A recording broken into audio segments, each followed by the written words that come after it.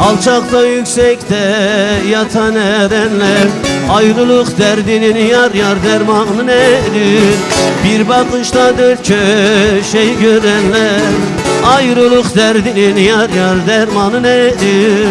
Dermanı nedir?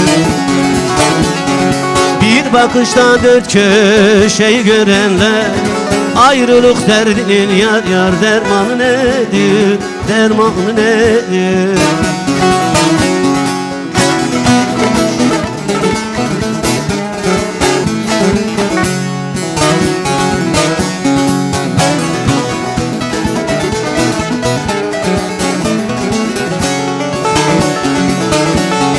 Küseyim küseyim kimden küseyim, siyah zülfün ak kerdana asayım.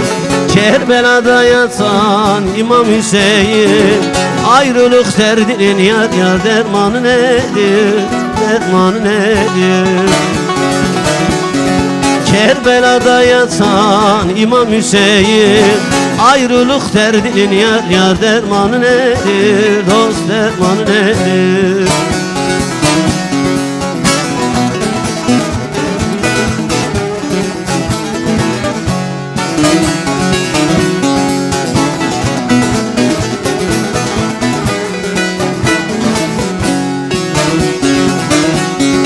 Karşıda yapraklar, ufacık damlar, içinde yatıyor ne güzel canlar. Kerbela'da yatan 12 imamlar, ayrılık derdinin yar yar dermanı nedir? Dermanı nedir?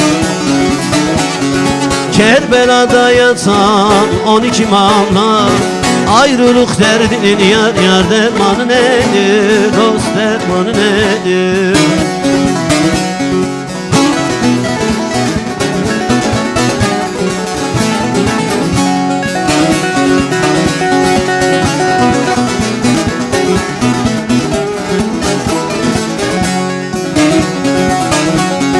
Derya kenarından yükülen gemi, içelim yiyelim sürelim demi.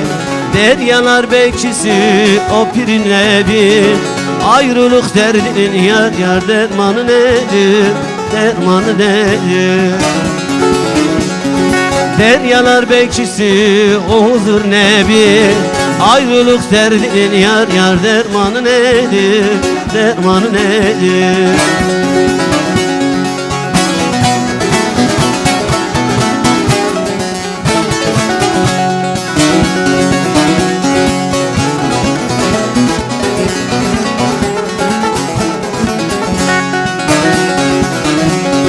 Çağatay'ım der ki olmuştur hember, Ali'nin yoldaşı Bilecik Kamber.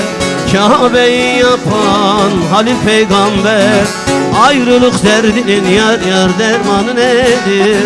Dermanı nedir? Kabe'yi yapan Halil Peygamber, ayrılık derdinin yar yar dermanı nedir? Dost dermanı nedir?